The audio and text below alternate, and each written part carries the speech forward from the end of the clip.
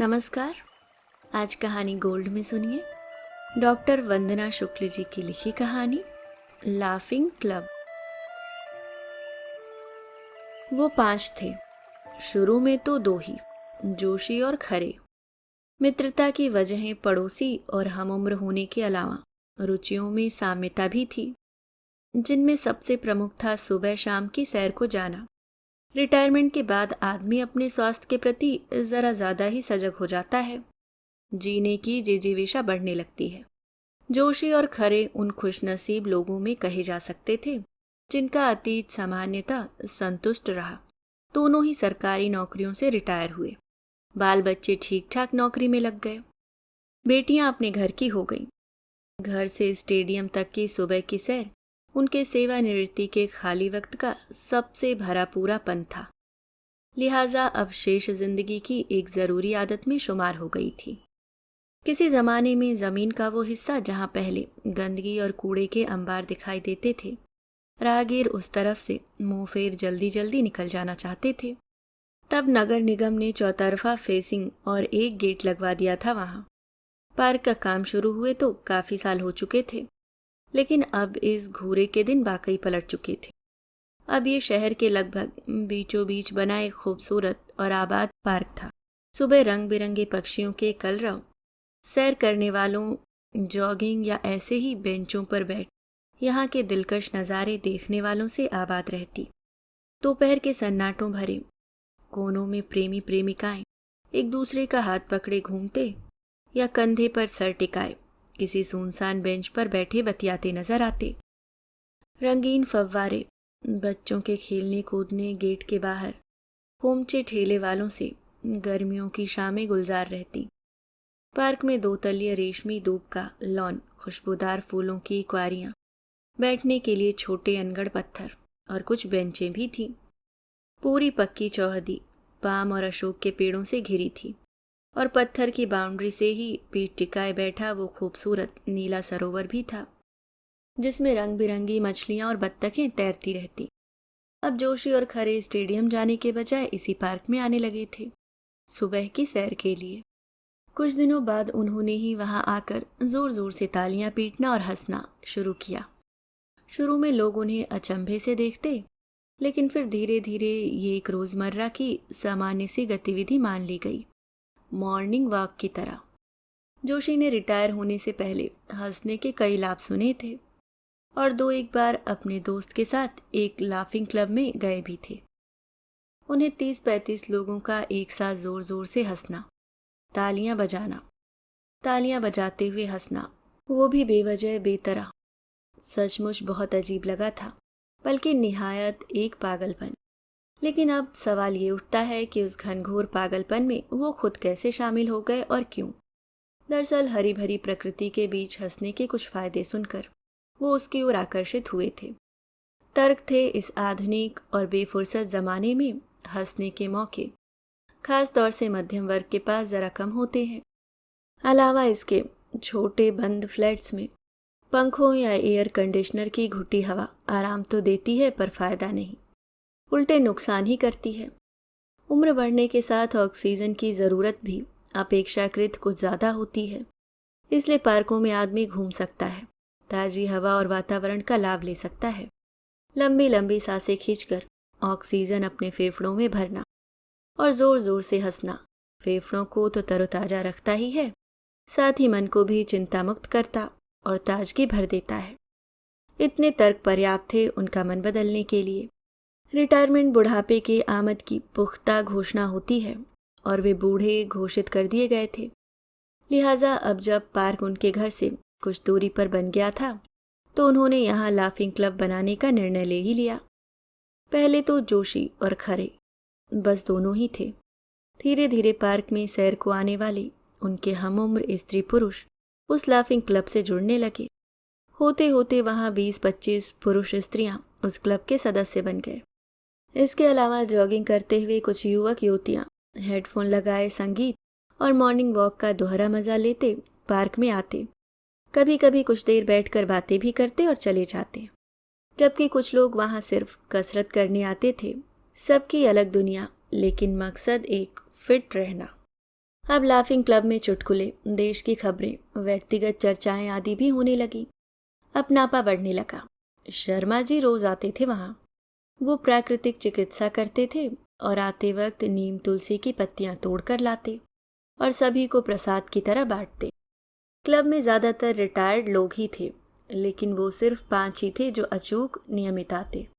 उनमें सबसे बूढ़े सक्सेना जी थे, करीब 65 बरस के।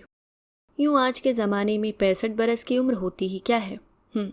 अरे इस उम्र में तो लोग बाग मैराथन में हिस्सेदारी करते हैं, गोल्फ खेलते हैं, दूसरी तीसरी शादी करते हैं, चुनाव लड़ते और जीतते हैं, बिंदास विदेश यात्राएं करते हैं, पहाड़ों पर घूमने का मजा लेते हैं।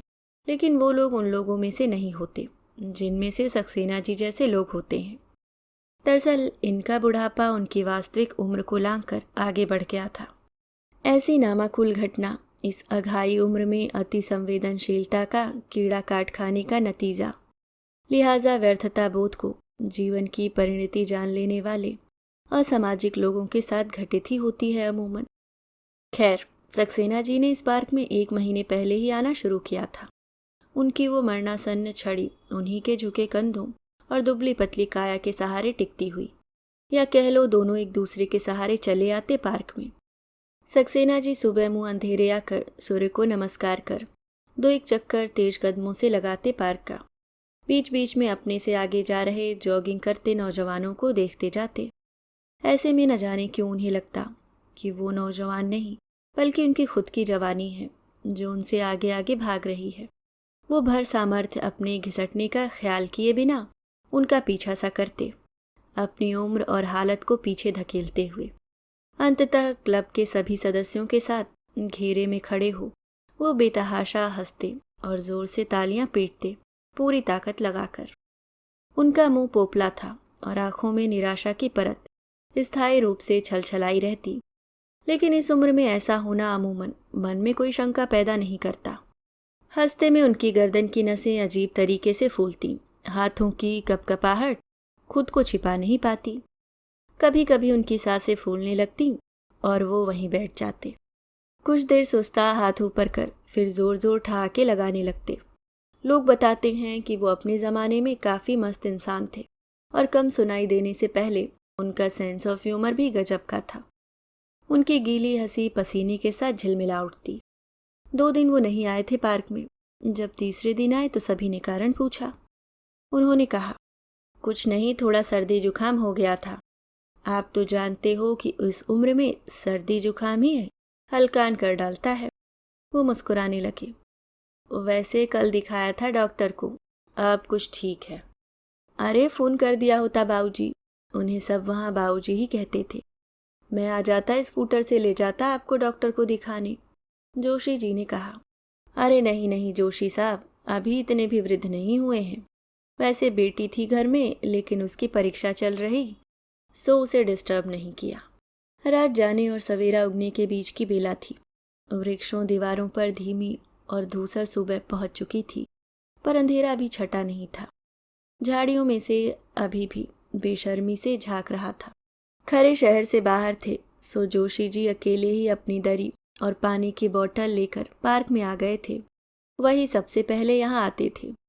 पूरा पार्क खाली था, लेकिन बेंच पर कोई छाया सी दिखी, शायद कोई बैठा है, उन्होंने सोचा। पास आए। सक्सेना जी थे। अरे बाबूजी, आप इतनी जल्दी? हाँ यार, मन नहीं लगता घर में, सुबह उठते ही यहाँ आने का मन होता है। एक फीकी मुस्कुराहट हमेशा की तरह उनके चेहरे पर चस्पा थी। 6 महीने पहले जब से पत्नी गुजरी है, घर में थोड़ा अकेलापन सा लगता है। सुबह तो यहाँ कट ही जाती है, थोड़ा हंसबोल भी लेते हैं आप लोगों के साथ। वैसे दुख कोई नहीं है हमें, बेटा और बहू नौकरी करते हैं, घर में ही ऊपर रहते हैं। छोटी बेटी पढ़ रही है और बाकी सब सुविधाएं हैं ही। उनके चेहरे पर संतुष्टि की छाया लौक गई। वो कुछ देर जमीन पर देखते रहे, फिर बोले, मैं सिंचाई विभाग से रिटायर हुआ हूँ 6 बरस पहले। बड़ी बच्ची की शादी कर दी है, बहुत दहेज देना पड़ा। क्या करें, लड़का अच्छा था।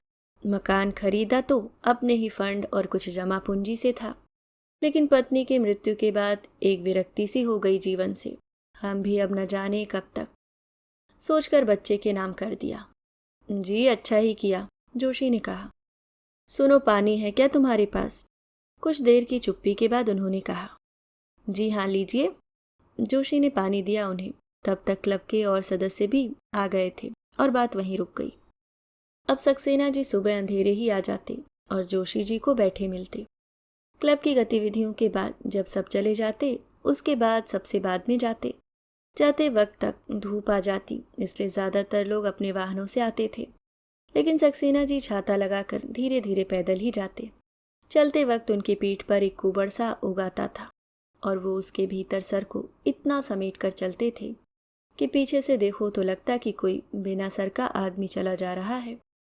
दरअसल उनकी झुकी हुई गर्दन पर टकी 2 गड्ढेदार आंखें सड़क से ज़्यादा फुटपाथ के शुरू खत्म होने का आकलन करती, और ये अभ्यस्तता उनके आत्मविश्वास के लिए ज़रूरी भी थी। जोशी जी ने एक आध बार उनसे स्कूटर पर छोड़ाने के लिए कहा भी, लेकिन उन्होंने मना कर दिया। उस दिन जब जोशी रोज की तरह सुबह सवेरे पार्क में आए तो देखा पार्क के बाहर भीड़ के कुछ गुच्छे यहाँ वहाँ धब्बों से बिखरे हुए हैं और सक्सेना जी बंद गेट के शिक्षे पकड़े निरीह से भीतर देख रहे हैं। चौकीदार ने बताया कि कल पार्क के भीतर स्थित उस सरोवर में एक आदमी ने कूदकर आत्महत्या कर ली थी। अब ये पार्क कुछ दिनों के लिए बंद रहेगा।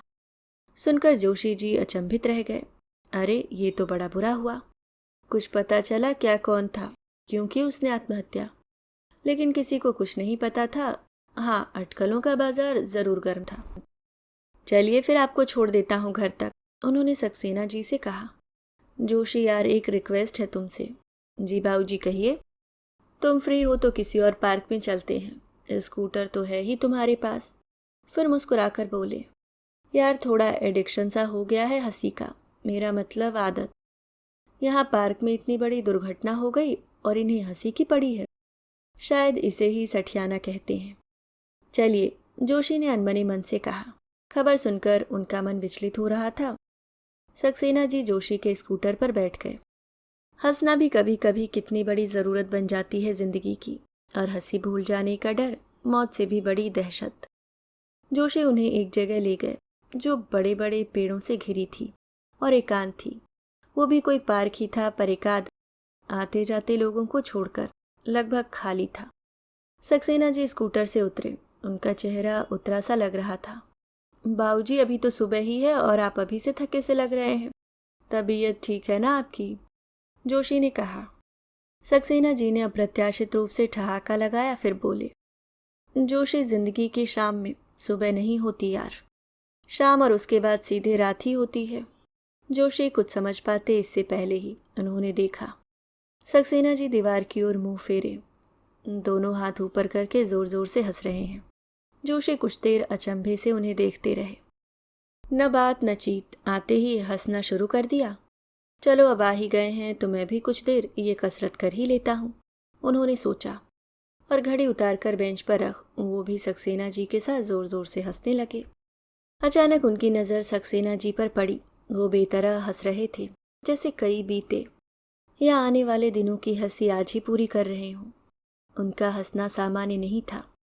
जोशी के हाथ उनकी हाफती हुई सांसों को सम पर लाने के लिए उठ गए, और वो जैसे ही उनकी ओर मुखातिब हुए, उन्होंने देखा सुबह की उस ताजी रोशनी में सक्सेना जी की बुझी हुई आंखों से अविरल अश्रुधार बह रही है, जो मुलायम धूप में चमक रही थी। नकली हंसी के आंसू बिल्कुल असली होते हैं, या शायद बुढ़ापे में चेहरा ही हंसी और रोने का फर्क भूल जाता है। अभी आप सुन रहे थे डॉक्टर वंदना शुक्ल जी की लिखी कहानी लाफिंग क्लब।